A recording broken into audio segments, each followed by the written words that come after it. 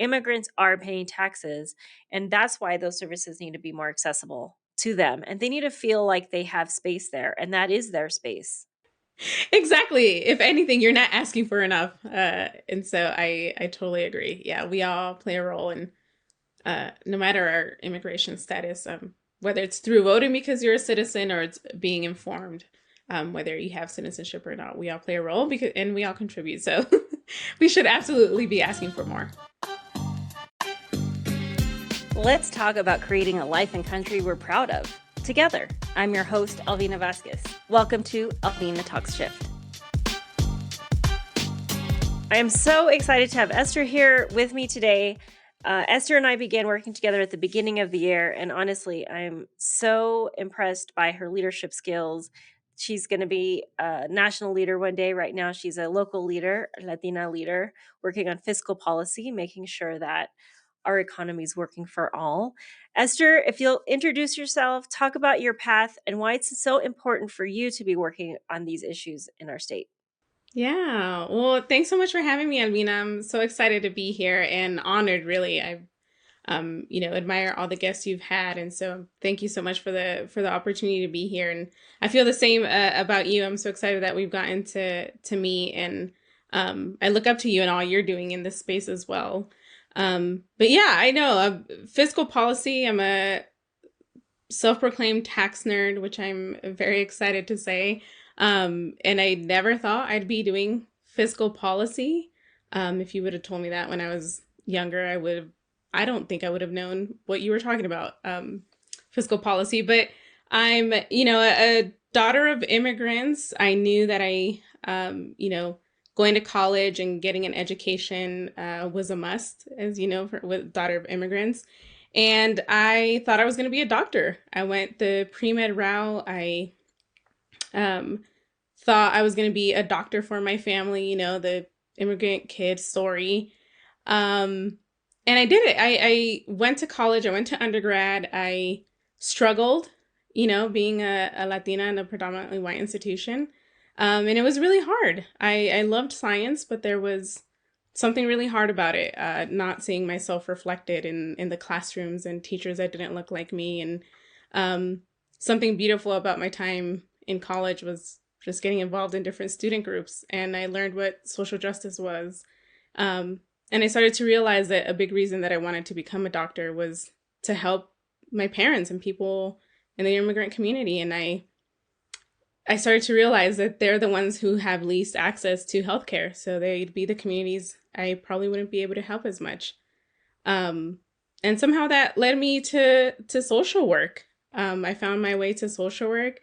I did my master's in social work after graduating. I still did the biology undergrad because I was like, maybe I should hold on to that. But I found social work and a love for systems change and doing macro level work. And that led me to policy work and being introduced to the Colorado Fiscal Institute where I work now, and doing policy work through tax justice, budget and economic justice. And 6 years later, here we are. So let's get started, Esther. What challenges do you face working on this issue on fiscal policy? And what is it like being in spaces like at the Capitol and other spaces where decisions are made?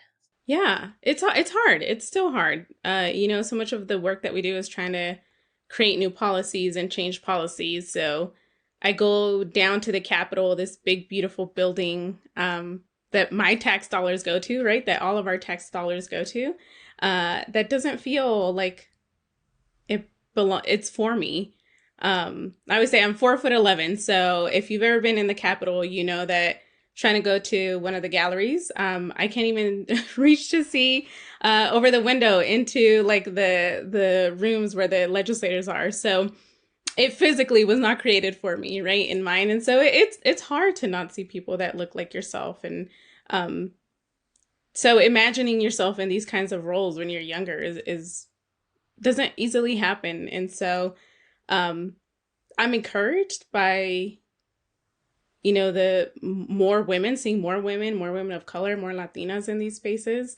I think that's still a barrier, but I It's a barrier, and also I'm more encouraged by it because I feel like if I can make my work mean something and open just one door for the next person, then I'm excited for that to happen. And I think in the tax space, it's especially important for more Latinas to be in here, more people of color in general. It's really dominated by white men, especially, right? Wealthy white men, if we're talking taxes.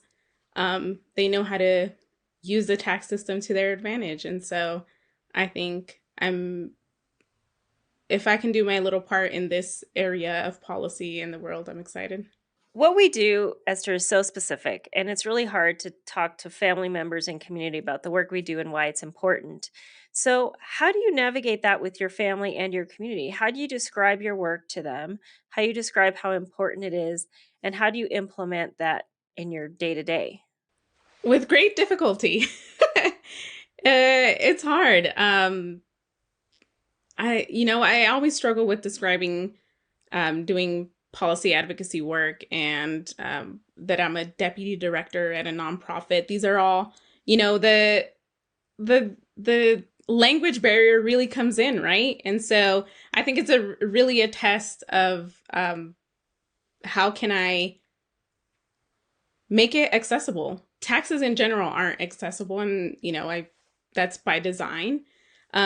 So I start talking less about what my role is. You know, my parents know that I graduated with a social work degree, and so my mom just tells people that I work for the government because she sees me at the Capitol. But when I get to sit down with them and talk to them about their taxes and that I do tax work and that I can show them how to file their taxes. And so now they don't have to go and pay someone who probably won't do their taxes correctly. Um, I get down to that level. So I talk less about what my title is and what nonprofits are and more about just the everyday work that I get to do and why it impacts them. And I think that really makes a difference. And that's how they talk to, family members who ask. She's at the Capitol. My mom always says, she's like, are you going to go do your Cesar Chavez thing today? And I was like, I sure am. So I try to talk to them about the work that I do and the impact that it has on them. And you and I have been in a lot of meetings about our next topic. We know that through COVID, we learned a lot of lessons about what families need, what kind of support systems they need to thrive in our current economy. What do you think is going to happen in the next year or so as a lot of those programs are phasing out and families are going to need to find ways to make ends meet with inflation costs rising and other challenges of our economy? Yeah, that's a great question. We are still operating in this post COVID environment. People are still getting sick. And unfortunately, a lot of the really great policies that were extended or expanded at the height of the pandemic at the federal level have ended. And one of those amazing policies was the expansion of the child tax credit, which got money directly into the hands of working families and people who didn't have incomes to be able to make ends meet. And we saw through data the power of that tax credit to lift families out of poverty, to keep families afloat, and things like that unfortunately have ended. So there's a lot of conversation of the impact that has had. We know through data that the child poverty rate shot up because of policies like that ending. And so it's really, there's a lot of discussion around how can the states step up and pass their own fiscal policies, tax policies to help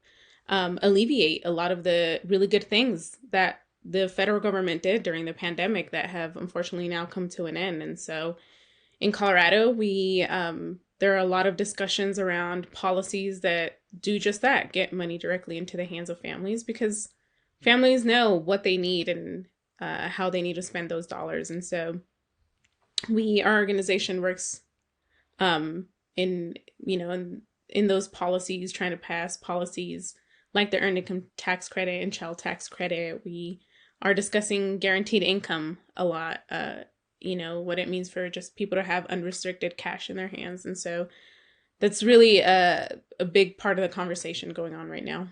And we know locally these policies have been very impactful and positive. But what do we know about these policies on the national scope? From a national perspective, what are the challenges and opportunities coming up in the next few months, maybe years? Yeah, I think the challenges and opportunities in fiscal fallacy fight at the state level are really around, how do we make sure that we are investing these additional state dollars into priorities that really help people and families and women. In Colorado, we have really restrictive tax laws. And so a lot of the decisions that we make at the state level here happen through the ballot. And so there's a lot that we have to do in the coming days with the upcoming election around tax policy and see how that shapes up. And depending on how the election goes, then we'll have our work cut out for us. Um, and I think the opportunities are really that there's a lot of enthusiasm. There are really great legislative champions understanding the opportunity that exists to take additional state revenues and invest them in ways that really help people who need it most. We know that community knows that. We know that our grassroots partners know that. And so we'll have to see, again, how the election shapes up. And I think nationally, there's, a lot happening with government shutdown. So we'll have to see how all of that shapes up and that impact that it has in Colorado as well. If there ends up being a shutdown, we have a lot of government workers in the state, a lot of federal workers here. And so there are a lot of things that are impacted at the state level if there's a government shutdown. Switching gears a bit, I want to hear about what influences you in your work. What are your favorite books? Who do you listen to? What are your favorite podcasts, obviously, besides this one? And what media do you read to influence your work? Yeah, I love this question. There's a really amazing book that has kind of changed my perspective, or honestly, just helped me fall in love even more with tax policy. I don't know if you've heard of Dr. Dorothy Brown and the Whiteness of Wealth, but she talks so much about how our tax system, you think that race and racism don't make its way into the tax system because it's not something that you think about. And she is a professor at Emory University, and does critically acclaimed for doing tax work and tax justice work. And she talks about how our tax system, like any other, like housing policy, education policy, it's really rigged with racism and racial bias. And it kind of really just was empowering in a way to see a Black woman write about tax issues and race issues in this and marry those and really be able to show that they're intertwined. And she says something so amazing that if you're not working on tax justice, you're leaving out a lot on the table. And so I love her book. I love any podcast that just in an understandable way teaches me about what's going on in the world, what's going on with the economy. And so I love Planet Money.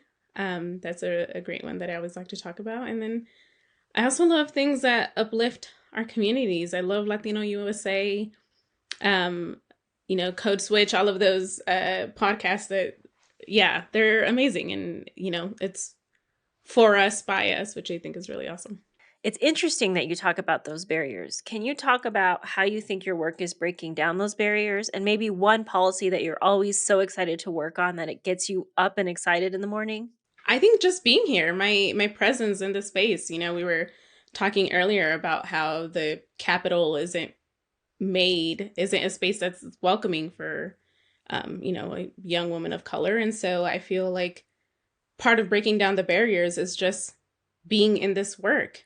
I, we need to see ourselves reflected in this work. And, seeing you in communications and in media, it's inspiring. Seeing, I think we all needed to see AOC in, in office. And I remember Sonia Sotomayor, seeing her get elected. It was so big for me. I remember seeing it on TV and my dad turning to me and seeing like, see, that's going to be you one day. And so seeing ourselves reflected is just so important. And so I think that part of the barriers is just being in here and taking up space. And so that's what I hope to do. And in the policy space, I'm really inspired by those policies that invest in us. Right now, we are working a policy I'm really excited about is called baby bonds. You know, they were pretty popularized by at the federal level by folks like Cory Booker, and there are these policies that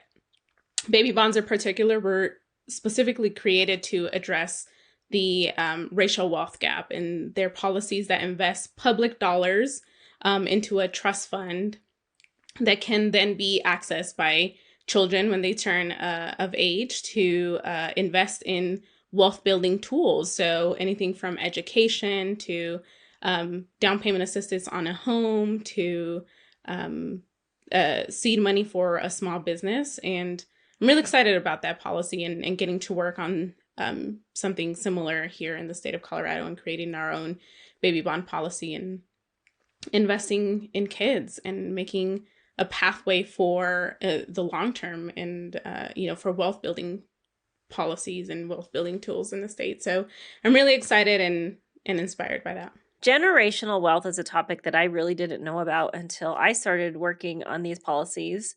And now we're using terms like wealth gap. Can you describe to the listeners what does wealth gap and generational gap mean? Yeah, so the wealth gap is the gap between the level of wealth. So your, in addition to your income, your assets, things like property or anything that you own.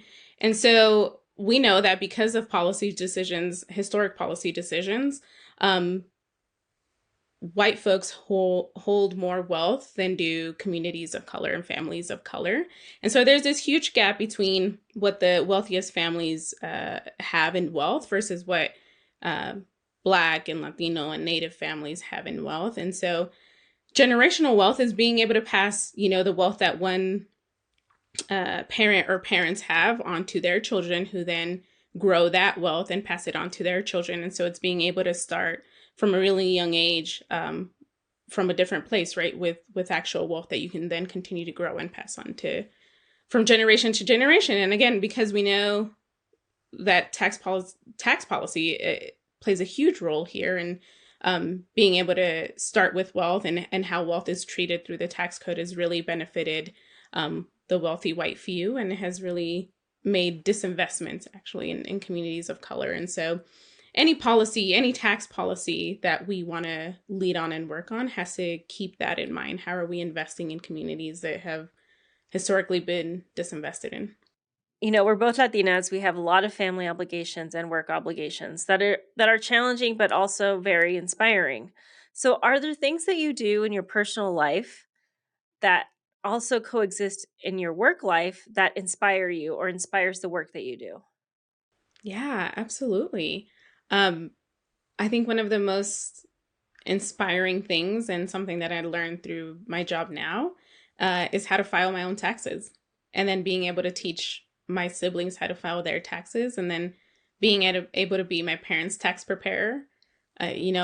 For our communities, tax time, when you're struggling, tax time is really good because if you get a tax refund, right, it's good, and if you owe the government, it's bad. And so for families like mine who just live paycheck to paycheck, tax time really could either make or break us, and set us up. And I remember my parents going to H&R Block and Jackson Hewitt and all these places that would, when I reflect now, how much they would get charged just to get their taxes prepared, something that we all have to do, something that is a requirement for something that's a public good, right? Paying taxes. Um, it's devastating. And we know that for communities of color, for families that earn low incomes, getting charged $300-$400 to get your taxes prepared is pretty criminal. And so I remember a few years ago getting to learn for myself how to file taxes, and then being able to turn around and put my job into action. And I've been a big advocate ever since then, of empowering people to learn about their taxes and how to file their taxes on their own, or go to these really amazing volunteer, IRS certified places to get their taxes filed. It's really empowering. One of the things that you and I have talked about is this narrative out there that immigrants are actually a burden and that are taking resources away from our economic systems. You and I both that that's the opposite. You and I both know that that's the opposite. Tell me more about that and what is the reality there?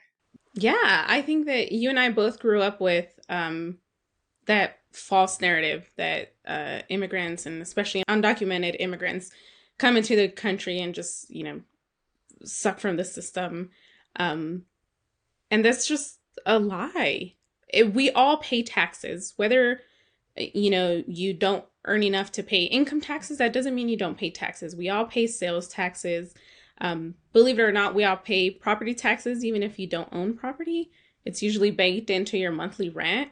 Um, and our local communities, they're so much of their local budgets is made up of our sales tax dollars. And so there's really this lie and this narrative that we're just taking, when in fact we're pumping in so much into the economy through our tax dollars, and not getting anything in return, right? Because we know that, especially for undocumented immigrants, they don't have access to a lot of things that are funded through the very tax dollars that they pay. And so um, I think part of the work that I want to do is just that education, and I think believing for ourselves the truth and knowing the truth, that we actually help uplift this economy. Immigrants uplift this economy with their work, with their tax dollars. Um, and so the state budget, local budgets, they're as much theirs as it is anyone else's. Plus, all the government services that government provides, like libraries, public schools, all of those are paid through taxes. Right. And they're very impactful for the future to make sure that people have good health care and good education. But I think what's misunderstood is that since they play a role in our community, they should also have access to those services. They We are paying taxes. Immigrants are paying taxes, and that's why those services need to be more accessible to them. And they need to feel like they have space there, and that is their space.